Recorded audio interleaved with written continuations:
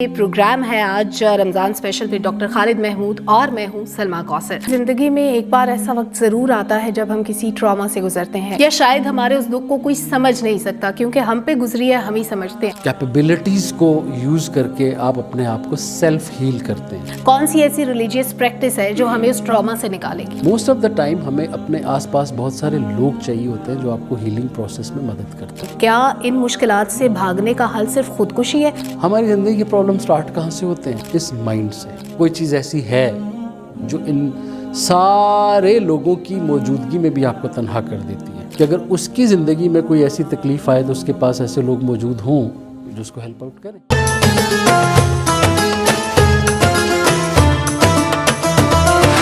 Viewers, हम सबकी ज़िंदगी में एक बार ऐसा वक्त ज़रूर आता है जब हम किसी ट्रॉमा से गुजरते हैं। कभी हम अपने वालिदैन को खो देते हैं, कभी अपने किसी दोस्त को, किसी करीबी रिश्तेदार को। ये बहुत से ऐसे रिश्ते होते हैं जिनको खो देना हम अफोर्ड नहीं कर सकते।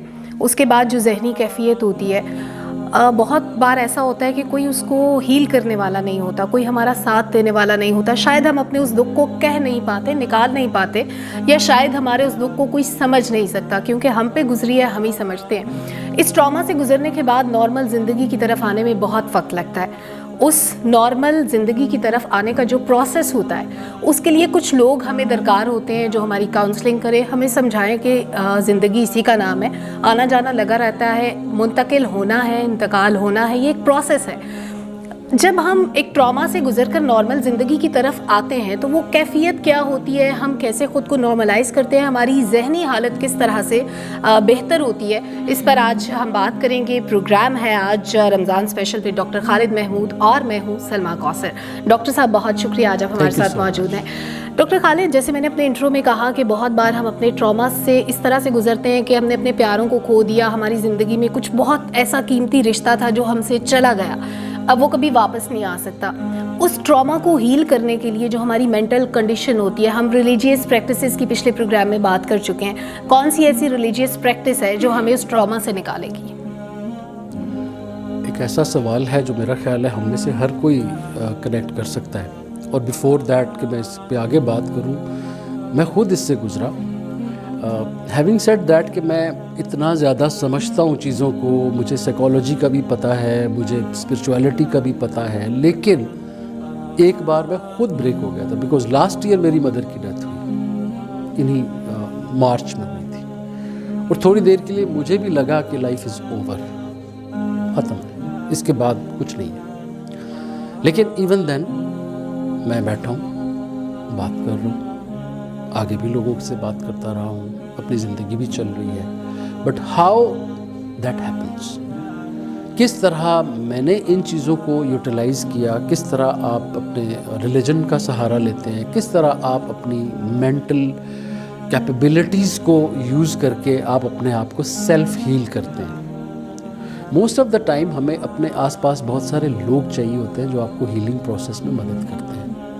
कुछ लोग उसमें एक्सपर्ट्स भी हो सकते हैं, कुछ लोग बिल्कुल एक्सपर्ट नहीं होते हैं, लेकिन उनका आपके साथ कोई रिश्ता होता है, वो आपको हेल्प आउट करते हैं दोबारा ज़िंदगी में आने के लिए। लेकिन हर कोई इतना प्रिविलेज नहीं होता कि अगर उसकी ज़िंदगी में कोई ऐसी तकलीफ़ आए तो उसके पास ऐसे लोग मौजूद हों जो उसको हेल्प आउट करें। डॉक्टर साहब, एक बहुत खूबसूरत जुमला मेरे जहन में आ रहा है। किसी शायर ने कहा था, मरहूम ज़िंदगी की हिरासत में मर गया। अभी गुज़श्ता दिनों हमने देखा कि एक भारतीय अदाकार जिसने ख़ुदकुशी कर ली, सिद्धार्थ शुक्ला उसका नाम था।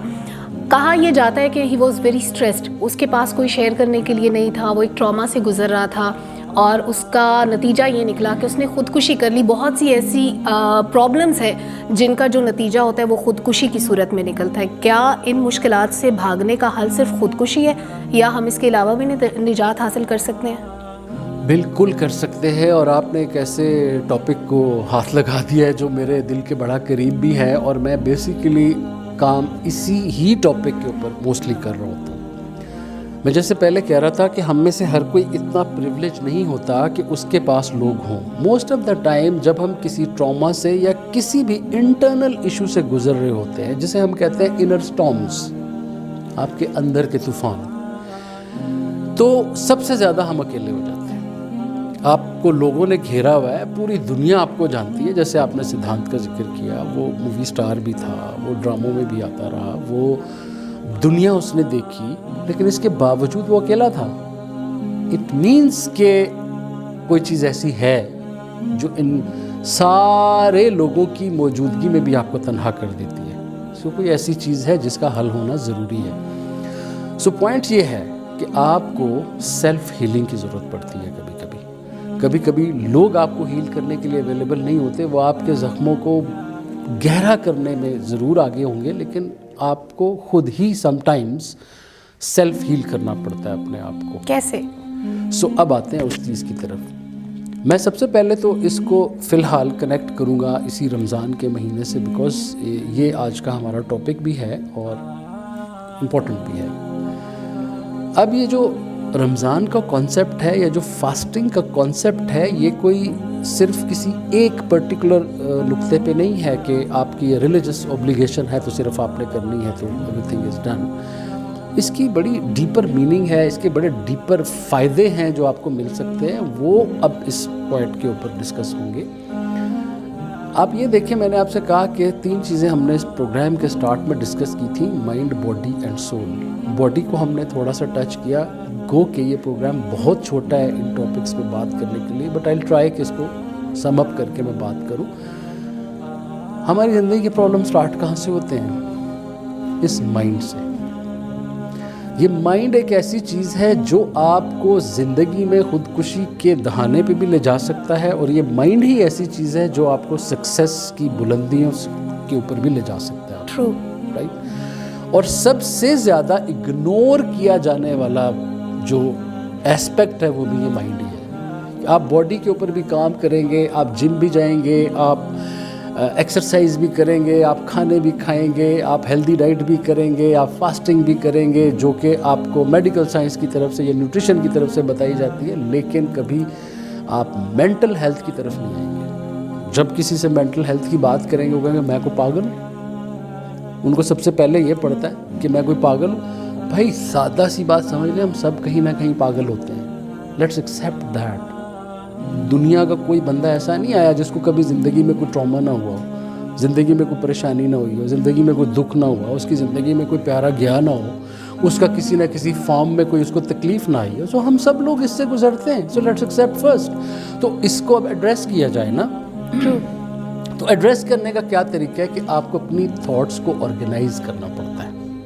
जब चीज़ें मेस्ड अप हो जाती हैं ना, जब आपके माइंड की थॉट्स इस तरह हो जाती है कि आपको पता ही नहीं चलता कि आपके अंदर एक इनर स्टॉर्म चल पड़ा है, तूफान आ गया है सोचों का, और आपको कभी कोई थॉट आ रही है, कभी कोई थॉट आ रही है, कोई नेगेटिव है, कोई पॉजिटिव है, कोई सीरीज ऑफ नेगेटिव थॉट्स आपको। अच्छा, ये जो नेगेटिव थॉट्स जिनका आप जिक्र कर रहे हैं, इसका एक जो पहली सीढ़ी होती है डिस्ट्रैक्शन की, वो समटाइम्स नशा होती है। लोग नशे की तरफ चले जाते हैं, कोई चर्स पीना शुरू कर देता है, कोई शराब पीना शुरू कर देता है। क्या ये जो नशे की आदत पड़ती है स्ट्रेस की वजह से, परेशानी की वजह से, या जो डिफरेंट टाइप की थॉट्स होती है, क्या ये स्ट्रेस मैनेजमेंट का कोई आप किसी से भी पूछे उसको एस्केप रूट चाहिए। आप किसी भी इंसान से पूछे कि उसको अपने इस दिमाग की थॉट से भागने के लिए कोई एस्केप रूट चाहिए, और उसके लिए ये जितनी भी किस्म के नशे हैं, चाहे उनको मेडिसिन कहें, चाहे आप उन्हें नशावर अद्वियात कह लें, आप कुछ भी कह लें, ये सारे के सारे क्या करते हैं कि इमीडिएटली आपके थॉट प्रोसेस को इंटरप्ट कर देते हैं, आपके माइंड को एक हद तक सुला देते हैं, आपके माइंड के जो कॉन्शियस पार्ट है उसको सुला देते हैं। अब आप अनकॉन्शियस हो जाते हैं। अब यहाँ कॉन्शियस और अनकॉन्शियस को अंडरस्टैंड करना बड़ा ज़रूरी है। याद रखें, हमारी ज़िंदगी जो है 95% अनकॉन्शियसली जी रहे हैं हम लोग, और 5% सिर्फ ज़िंदगी जो हम कॉन्शियसली जी रहे हैं। अब इस कॉन्सेप्ट को बहुत ज़रूरी है समझना किसी भी आगे की डिस्कशन को अंडरस्टैंड करने के लिए। आपका ब्रेन जो है ये फिज़िकल पार्ट है, आपके बॉडी एक फिज़िकल पार्ट है। इसको आप काटें, खोलें, देखें तो वहाँ पे ब्रेन पड़ा हुआ होगा, छोटा सा पीस जो पड़ा हुआ है। अब वो ब्रेन न्यूरॉन्स पे मुश्तमिल होता है, और उसके अंदर जो थॉट्स चल रही हैं, दोज आर दी फ्रीक्वेंसीज। अब वो जो थॉट्स वाला प्रोसेस है उसको हम माइंड कहते हैं, राइट। अब हमारे माइंड के 2 पार्ट्स हैं, एक अनकॉन्शियस और एक कॉन्शियस माइंड। कॉन्शियस माइंड वो होता है जो आप डे टू डे लाइफ चलाने के लिए कंप्यूटर की रैम की तरह इस्तेमाल करते हैं। राइट नाउ मैं और आप बड़े कॉन्शियस बैठे हुए हैं, हम अपने एक एक मूव को सोच के ले रहे हैं, हम अपनी एक एक बात को बड़ा सोच के बात कर रहे हैं। ये हमारा 5% पार्ट है। लेकिन 95% इस वक्त हमारी बॉडी अनकॉन्शियसली ऑपरेट कर रही है। हमारा हार्ट इस वक्त चल रहा है, हम अपने हार्ट को कुछ नहीं कह रहे कि अच्छा अपनी हार्ट बीट को यहाँ पे रखो। हमारी बॉडी का टेम्परेचर ऑटो पे एडजस्ट हुआ हुआ है, हमारा ब्लड प्रेशर ऑटो पे चल रहा है, हमारा स्टमक ऑटो पे काम कर रहा है, हमारी आंखें, हमारे कान, हमारी बॉडी का एक एक हिस्सा अनकॉन्शियसली काम कर रहा है। हम उसको कुछ नहीं कह रहे, ऑटो पे हो रहा है। एक्सेप्ट कि हम जो बातें कर रहे हैं वो बड़ा सोच के कर रहे हैं, और जो बैठे हुए हैं कोशिश कर रहे हैं कि हम बिल्कुल कंट्रोल होकर बैठे, right. So that is a conscious part and rest is the unconscious part. अब अनकॉन्शियस माइंड क्या है? अनकॉन्शियस माइंड आपका एक ऐसा माइंड है जिसके अंदर आपकी तमाम memories, habits, values, rules, beliefs सब कुछ पड़ा हुआ है। और आपकी लाइफ को कंट्रोल क्या करता है? अनकॉन्शियस माइंड कंट्रोल करता है। हमें लग रहा होता है कि हम ये कॉन्शियसली कर रहे हैं, लेकिन बेसिकली हम अनकॉन्शियसली ही डिसीजंस ले रहे होते हैं अपनी लाइफ के अंदर। अब हम जब किसी स्ट्रेस में जाते हैं तो हम क्या चाह रहे हैं? हमारे दिमाग के ऊपर ये जो थॉट्स का एक बम्बार्टमेंट हो गया, इसको किसी तरीके से रोकें ताकि हम पीस में चले जाएं। उस पीस में जाने के लिए जो हमें शॉर्टेस्ट पॉसिबल रूट नज़र आता है वो ये आता है कि कोई नशा कर ले, कोई मेडिसिन ले लें, हम सो जाएं। तो क्या कर रहे हैं कि हम उस कॉन्शियस माइंड को किसी ना किसी तरह कंट्रोल करने की कोशिश कर रहे हैं, और जब वो कंट्रोल हो जाए तो अनकॉन्शियस माइंड खुल के सामने आ जाता है। अब कोई बंदा शराब पीता है तो आप देखेंगे एकदम बहादुर हो जाता है, उसको सारा डर निकल जाता है और जो उसके अंदर होता है वो निकल, क्योंकि अब उसने जो अनकॉन्शियस के ऊपर कॉन्शियस माइंड बैठा हुआ है उसको साइड पे कर दिया, अनकॉन्शियस जो है वो खुल के सामने आ गया। अब अनकॉन्शियस के अंदर क्या पड़ा हुआ है? ख्वाब पड़े हुए हैं, डिज़ायर्स पड़ी हुई हैं, वांट्स पड़ी हुई हैं, वाइल्ड एक किस्म की जो आपकी पर्सनैलिटी के पार्ट्स हैं वो पड़े हुए हैं, वो सारे के सारे खुल के सामने आते हैं एंड यू फील के मैं बड़े मज़े में हूँ। अच्छा, ये तो हमने नेगेटिव एस्पेक्ट को डिस्कस कर लिया, लेकिन जैसे रमज़ान स्पेशल है तो हम रोज़े का जिक्र कर रहे हैं। जब हम रोज़ा रखते हैं तो राइट डायरेक्शन में किस तरह से चीज़ें जाती हैं, और हमारा माइंड बहुत सारी बुराइयां जिसके बारे में हम सोच रहे होते हैं, समटाइम्स नशा जो कि एक अनहेल्दी एक कोपिंग मैकेनिज्म है हमारे स्ट्रेस के लिए, तो स्ट्रेस मैनेजमेंट में रोज़ा कितना हेल्पफुल है? अब मैं उस तरफ आ रहा था। अब बात यह है कि आपने एक स्टेप लिया, जो आपने रोज़ा रख लिया। अब रोज़ा क्या करता है कि वही जो 10 से एक्चुअली ब्रेन को जो फ्यूल मिल रहा है एक्चुअली उसको ऑपरेट करने के लिए, वो फ्यूल भी तो आपकी खुराक से ही आ रहा है। वो आपके ब्लड की जो सर्कुलेशन है उसके थ्रू उसमें जा रहा है, राइट। जिस तरह उसमें ग्लूकोज आ रहा था तो ब्रेन को भी वो चाहिए एज इट इज़। अब उसके अंदर जो हमारी अनहेल्दी हैबिट्स हैं वो सारे के सारी रोल प्ले करती हैं ब्रेन को प्लूट करने में, आपके माइंड को प्लूट करने में। जब आपकी बॉडी को 10 से 12 घंटे का गैप मिलता है तो वो सारे का सारा प्रोसेस जो आपके बाकी बॉडी पार्ट्स में हो रहा है वो ब्रेन में भी जा रहा है, राइट। तो आपका ब्रेन भी डिटॉक्सिफाई होना शुरू हो जाता है। आपका ब्रेन भी अब उसको एक ऐसा पीस ऑफ, एक ऐसा पोर्शन कह लें या एक ऐसा टाइम मिल जाता है जिसके ऊपर अब वो भी कामनेस की तरफ जाता है, ठीक, राइट।